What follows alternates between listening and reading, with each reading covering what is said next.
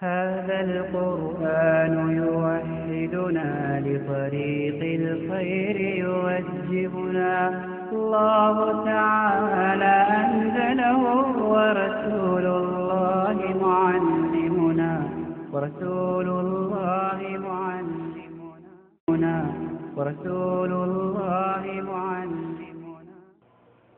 السلام عليكم ورحمة الله. بسم الله الرحمن الرحيم. الحمد لله رب العالمين. الصلاة والسلام على أشرف المرسلين وعلى آله وصحبه أجمعين. أما بعد. أعوذ بالله من الشيطان الرجيم. بسم الله الرحمن الرحيم.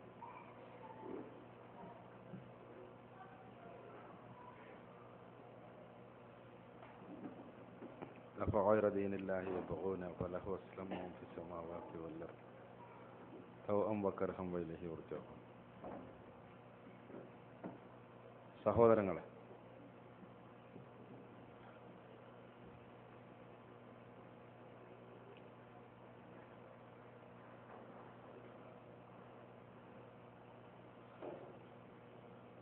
ഒരിക്കൽ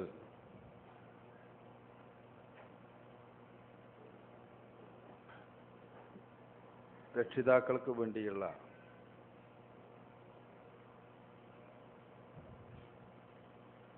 ഒരു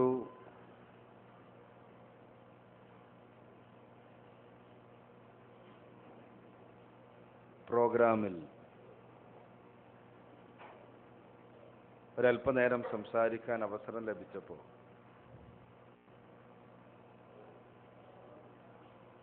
ഒരു രക്ഷിതാവ്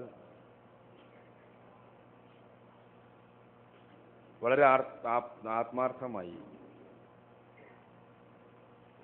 അയാളുടെ ഒരു വിഷയം, ഒരു പ്രശ്നം അവതരിപ്പിച്ചുകൊണ്ട് മധ്യവയസ്കനായ അദ്ദേഹം ചോദിച്ചു,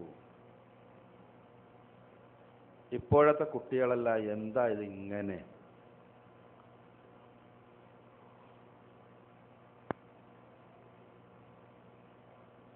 ഞങ്ങളെ കാലത്തല്ലോ ഞങ്ങളും കുറേ ജീവിച്ചിട്ടുണ്ട്, പല കുരുത്തക്കേടും ഞങ്ങളും വിളിച്ചിട്ടുണ്ട്. പക്ഷേ ഇസ്സൈസ് മക്കൾ ഞങ്ങളവരുമായിട്ട്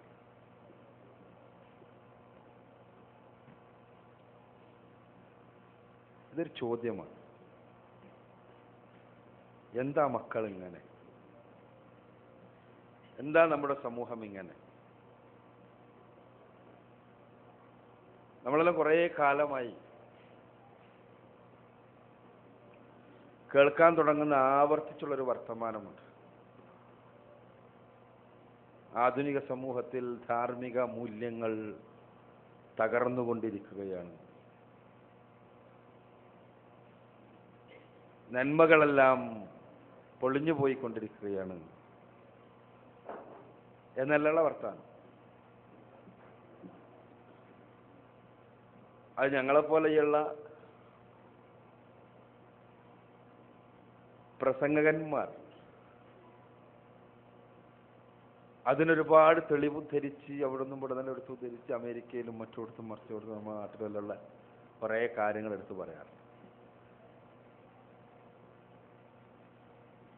പറയുന്നത് കേട്ടാൽ തോന്നും മുമ്പൊന്നും ഒരു തിന്മ ഉണ്ടായിരുന്നില്ല, ആധുനിക സമൂഹത്തിന് മാത്രമേ തിന്മയുള്ളൂ. മുൻപെല്ലാം തിന്മയുണ്ടായിരുന്നു, പക്ഷേ ഇന്ന് നമ്മുടെ പുതിയ തലമുറ ജീവിതത്തോടും തിന്മയോടുമെല്ലാമുള്ള നിലപാടുകളിൽ കാണിക്കുന്ന വ്യതിരിക്തത, അവരെ നിരീക്ഷിക്കുന്ന ആരെയും അത്ഭുതപ്പെടുത്തുന്നു. ഒരു കുട്ടി, ആ കുട്ടിക്ക് മോഡൽ പരീക്ഷയിൽ SSLCയുടെ 90% മാർക്ക് കിട്ടി. പക്ഷെ മറ്റേ പരീക്ഷ കഴിഞ്ഞപ്പോൾ അതിന് 83% പോയി മാർക്ക്. നേരെ ആ കുട്ടി പോയി അടുത്തുള്ള റെയിലിൻ്റെ അടുത്ത് പോയി ട്രെയിനിൻ്റെ മുന്നിൽ തലയും വെച്ചിട്ട് ആ കുട്ടി മരിച്ചു. 7% മാർക്ക്. അതിൻ്റെ കുറവിന് ജീവിതം നഷ്ടപ്പെടുത്താൻ തീരുമാനിക്കുന്ന മക്കൾ.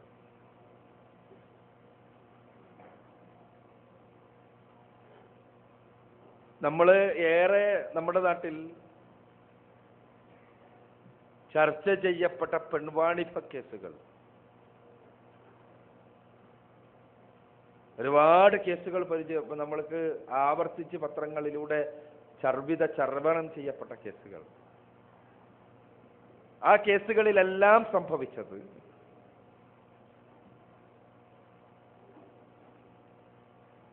പ്രേമം നടിച്ചുകൊണ്ട് ഏതോ പയ്യന്റെ കൂടെ പോവുകയും പിന്നീട് ഹോട്ടലുകളിൽ നിന്ന് ഹോട്ടലുകളിലേക്ക് കൈമാറ്റം ചെയ്യപ്പെടുകയും ചെയ്ത പെൺകുട്ടികളുടെ കഥയാണ് പലപ്പോഴും. പക്ഷെ അതിനപ്പുറത്ത് നമ്മുടെ മാധ്യമങ്ങൾ ചർച്ച ചെയ്യാൻ മടിച്ച കാര്യം, ചതിയിൽ അകപ്പെടുകയായിരുന്നില്ല അവർ, മറിച്ച് ബോധപൂർവം അവര് സീരിയലുകളിലും സിനിമകളിലും അഭിനയിക്കാൻ വേണ്ടി ഇത് തിരഞ്ഞെടുക്കുകയായിരുന്നു എന്നുള്ളതാണ്.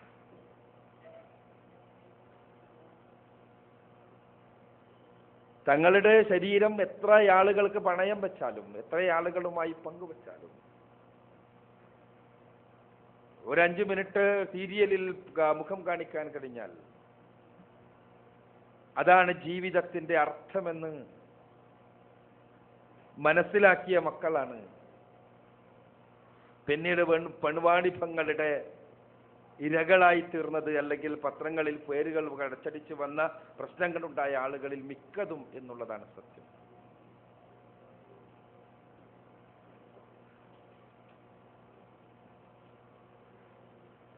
എന്താണ് ഇങ്ങനെയെല്ലാം ഉണ്ടാകാൻ കാരണം? ജീവിതത്തോടുള്ള നിലപാടുകളിൽ തന്നെ മാറ്റമുണ്ടാകുന്നു. ഇന്നലകളിലുള്ളത് പോലെയല്ല. അധാർമികതയും തിന്മകളുമെല്ലാം എന്നും ഉണ്ടായിരുന്നു. പക്ഷേ തിന്മ ചെയ്യുന്നവർക്ക് തിന്മ ചെയ്യുകയാണ് എന്ന ബോധമായിരുന്നു ഉണ്ടായിരുന്നത്. എന്നാൽ ഇന്നത്തെ സവിശേഷത ജീവിതത്തോടുള്ള നിലപാട് തന്നെ മാറി. പരമാവധി ആസ്വദിക്കുക മാത്രമാണ് ജീവിതമെന്നും, ആ ആസ്വാദനത്തിനിടയ്ക്ക് എപ്പോഴെങ്കിലും പ്രതിസന്ധികൾ നേരിട്ടാൽ മരിക്കുകയാണ് അഭികാമ്യമെന്നുമെന്നുള്ള ഒരു ജീവിത വീക്ഷണം പുതിയ സമൂഹത്തിന്റെ ജീവിത വീക്ഷണമായി മാറിക്കൊണ്ടിരിക്കുന്നു. ആ ജീവിത വീക്ഷണത്തിന്റെ ഏറ്റവും പ്രകടിതമായ രൂപം ആണ്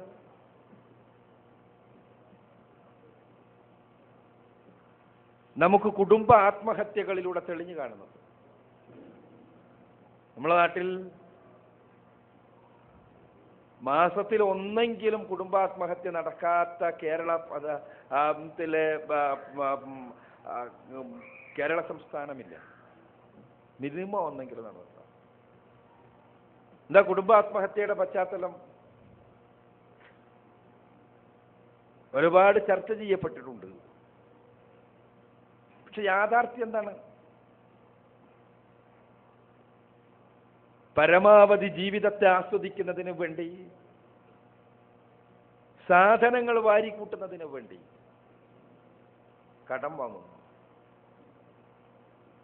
പല കുടുംബാത്മഹത്യ നടന്ന സ്ഥലങ്ങളിലും കടം വാങ്ങിയത് എന്തിനു വേണ്ടിയെല്ലാമെന്ന് അന്വേഷിക്കാൻ കഴിഞ്ഞപ്പോ രസകരമാണ് കാര്യങ്ങൾ. ടെലിവിഷനിന്റെ ഈ ചെറിയ ഇഞ്ചിന് പകരം വലിയ ഇഞ്ചാക്കി തീർക്കാൻ, പഴയ അനലോഗിന് പകരം LCD ആക്കാൻ,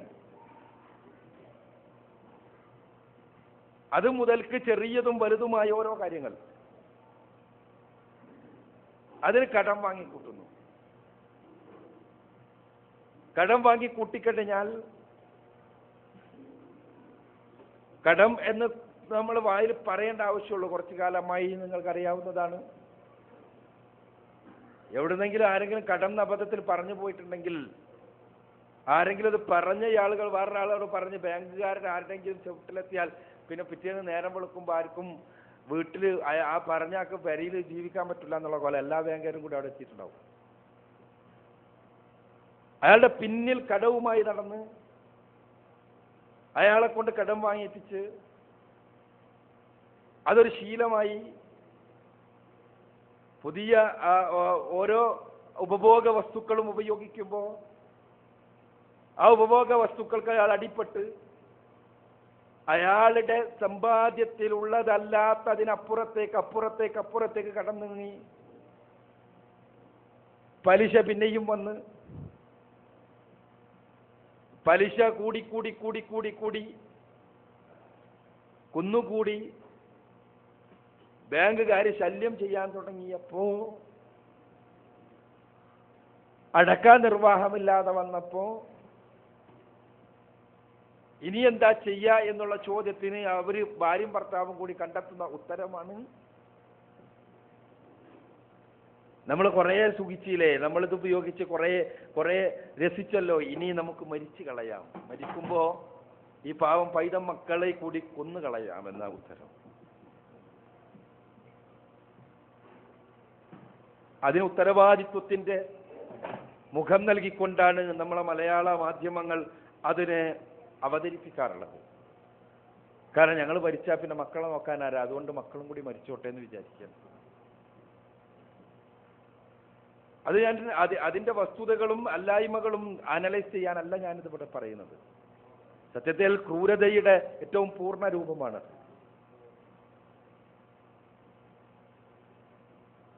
ഞങ്ങളുടെ സുഖത്തിനിടക്ക് ഉണ്ടായ മക്കളും കൂടി ഇനി ഞങ്ങളുടെ സുഖം അവസാനിക്കുമ്പോൾ ഞങ്ങളോടൊപ്പം മരിക്കട്ടെ എന്ന് കരുതുന്ന ആളുകൾക്ക് മക്കളോടുള്ള സ്നേഹസ്പർശമല്ല അവിടെ, സ്വാർത്ഥതയുടെ പൂർണ്ണതയാണ് നമ്മൾ കാണാൻ കഴിയുന്നത്. ഞാൻ പറഞ്ഞു വരുന്നത് എന്തുകൊണ്ടാണിതല്ല, നമ്മുടെ നിലപാടുകൾ മാറിയിരിക്കുന്നു. പുതിയ തലമുറ കാര്യങ്ങൾ അനലൈസ് ചെയ്യുന്ന രീതി തന്നെ മാറിയിരിക്കുന്നു. ഇതെന്തുകൊണ്ട്? ഈ എന്തുകൊണ്ട് എന്നുള്ള ചോദ്യം ഒരു 15 വർഷങ്ങൾക്ക് മുമ്പ് അമേരിക്കയിലെ സൈക്യാട്രിക് അസോസിയേഷൻ ചോദിച്ചു.